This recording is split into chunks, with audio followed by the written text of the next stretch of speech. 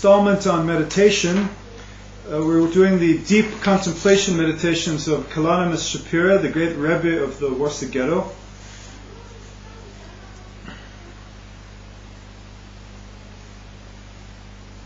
So we were talking about what the mother would say to the when they heard about the exodus from Egypt. What would a terror-stricken son, how would he be consoled by his mother?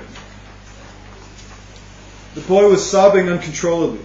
Then his mother, one of the righteous women enslaved in Egypt, took her son in the arms as his father fetched him a cup of water. "Listen, my sweet, listen, my dearest one, shh, don't cry.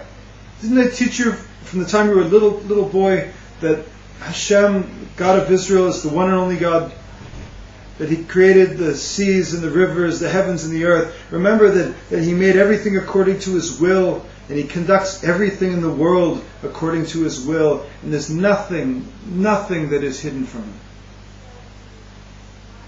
Even in the depths of the earth, even deep under the waters of the sea, even in outer space. He sees everything, He watches everything. We are all of God's creatures. And we all come to an end. But God Himself, Hashem, is living and enduring. He is the eternal one. He's measureless. You can't measure Him. He's eternal. His greatness is measureless. He's so great we can't see Him.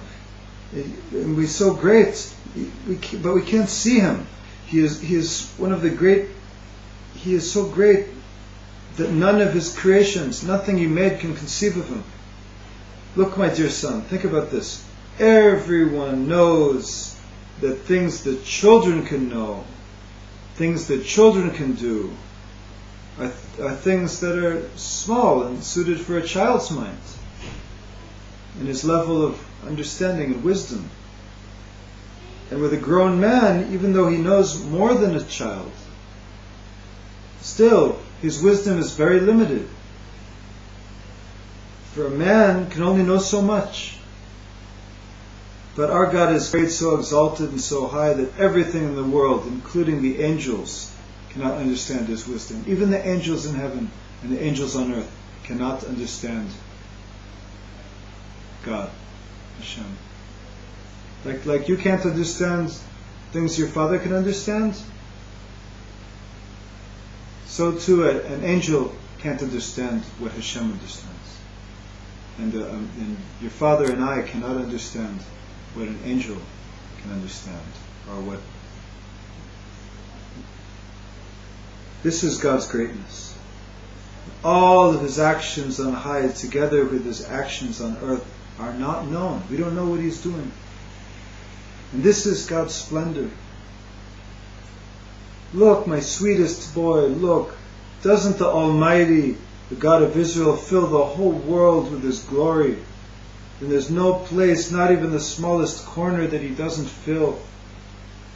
Even right now, during this very conversation we're having, Hashem is right before us, right with us. He's here. And how is it that we don't see Him? After all, isn't the Holy One of Israel within you and within me? Why don't we know Him? Remember how I told you that what man knows, man's wisdom, man's understanding, is so limited. Meaning there's only so much a person can know, and it's so small compared to what God knows. So could a man with a man's wisdom understand this? So what we have to do is just to believe in Him. We believe in Hashem Yisborach. God may be blessed. We need to follow God's path without fancy questions or dilemmas. We believe, we follow His laws and judgments, just as Avraham Avinu commanded his son Yitzchak, and Yitzchak to Yaakov, and Yaakov to his 12 sons, and their sons to their sons, right down to us, to every generation. You are so fortunate, my sweet boy, to be a son of Israel. You are so fortunate to be one of the sons of God. Be happy with what you have, and be happy that it's such a privilege, such a merit to serve Him. You get so much good, and you're so well respected by God for serving Him. Even though you saw the cruelty with this, they treated our people, the children of Israel. And I'm opening up a parenthesis here. When the woman in Egypt says to her son, the children of Israel, it was like the children of their grandfather's grandfather. How many generations was it? Was it from Yisrael Avinu to Moshe? 5 generations.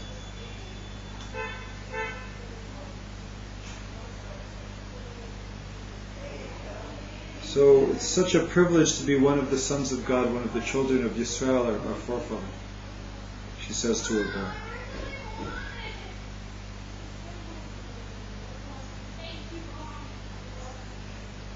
Such a privilege.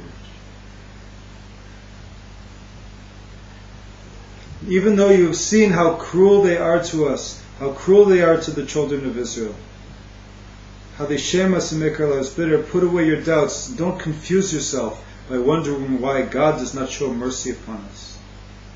Don't confuse yourself by wondering why the King of the entire universe would abandon His children.